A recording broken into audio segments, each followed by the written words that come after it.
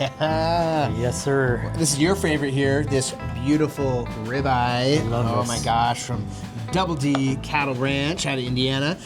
So we're gonna sear this up. Looks like you're doing a little bit of salt. That's a little bit in chef's terms there. The light salt. We're tasting everything. We're tasting everything. So you got your pan right here, medium-high heat with a little bit of tallow. Am I correct? Just starting to smoke. Just a scotch of tallow. Oh yeah. See how I put it in the pan away from me? Away from you. I just love that. Just in case you drop it on accident and you don't splash any oil on your hand, right? Totally. If you do, it's gonna splash that way. Little tip out there, so you guys, little first aid tip for everybody. Don't burn yourself because it sucks.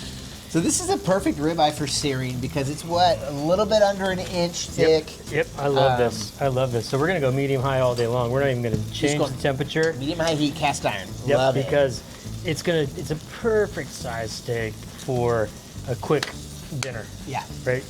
Love it. I So can't wait, dude. oh, this is money. All this luscious ribeye fat. That's my favorite. So you got a little tallow in there. Just got it up to a nice medium high. Yep. And we're just gonna you're pressing it down, right?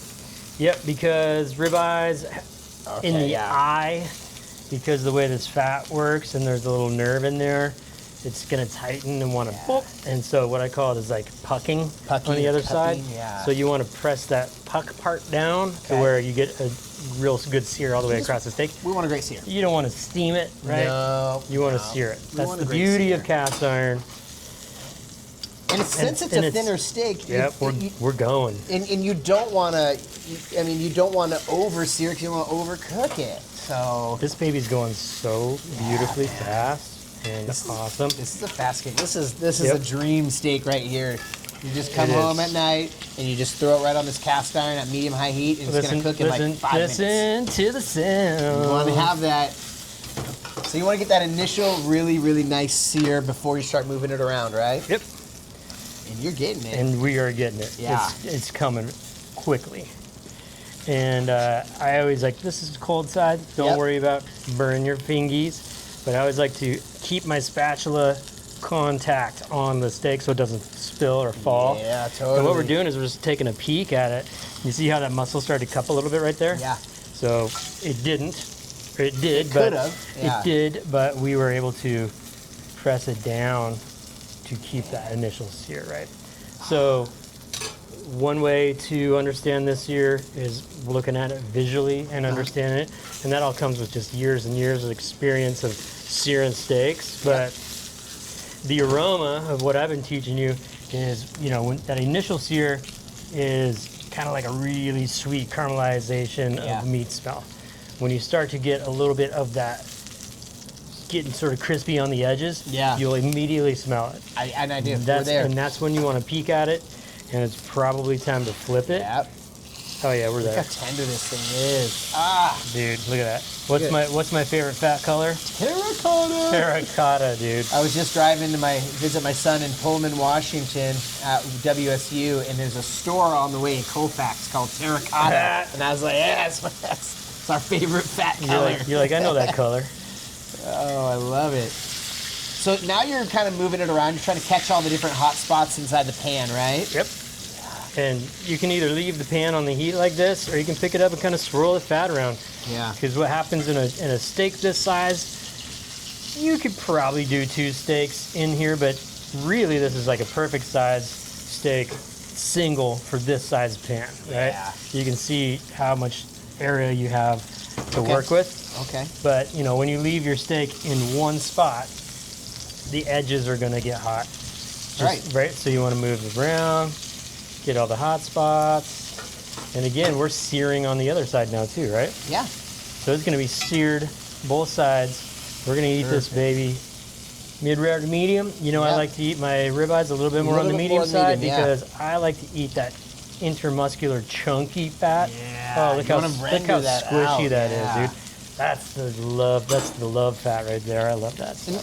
So what I love about what you're doing is you're not doing anything insane right now. We're just searing this steak. So it's not cooking different than conventional beef. This is not hard. As far as the sear goes. And we're just moving it around. You're just moving around and you're just keeping your eye on it, dude. And it's only been a few minutes, so we're really just doing a couple minutes on each side for a steak this size. Perfect.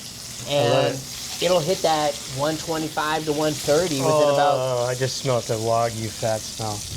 There it is. There it is. Oh, buddy. But it's going to hit that 125 to 130 within just a few minutes. That's magical right there. This is All great. right. I can tell right now that my spinalis, Once it starts coming the rib apart. cap, starting to peel apart. Yeah. You can see the fat starting to peel from the meat right there. Yeah. That's when we're there. Oh, We're there. We're gonna pull Pull this. it. We're gonna pull this baby. let it rest We're gonna let it for rest. not even that long. Nah, we're only gonna let that rest for probably 3 minutes. Okay. And then we're gonna taste it. And And then we're going to taste this. we're gonna go to Wagyu heaven. Oh my gosh. Yeah. I love that. So like that's such an easy cook, like you said, for it's just an easy dinner or you're camping or anything like that. That's just a quick, easy sear. It So was like fast. less than 5 minutes. Yep. And we're ready to rock. I love This it, dude. This is awesome. Let's Cooking go. Wagyu is not insane. Let's do it.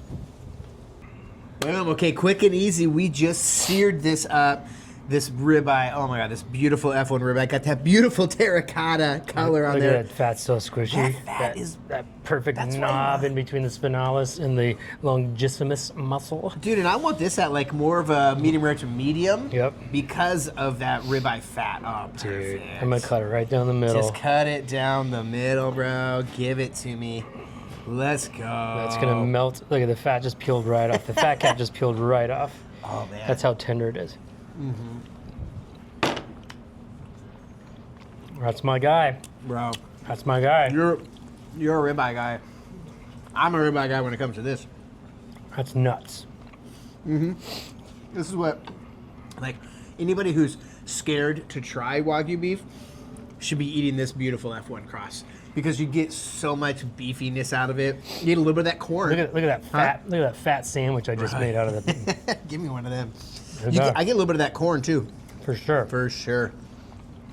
It's like a recognizable flavor in there. that So people tender. love. Right? And that's medium. God damn. And it's cooked like truly like a medium, and it's so tender. That's what. Wow. like, don't be scared to cook your Wagyu to a medium. Wow. Get a good crust. Most important thing: get a great sear, get a great crust, and the internal temp. You can be fine. The fat, because it's medium, is perfectly squishy all the way through. Oh. And the minute that hits your mouth, it's just. Yeah. Yeah.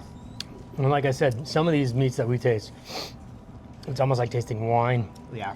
because there's still finish. There is. After you swallow, Yeah. because your mouth is coated with this sheen. Yeah. And it's luscious. it's luscious. It's a beautiful sheen. I'm gonna taste a little bit of that spinalis, huh? Oh yeah, yeah. That's a nice piece of fat right there. Taste that cap. Wow.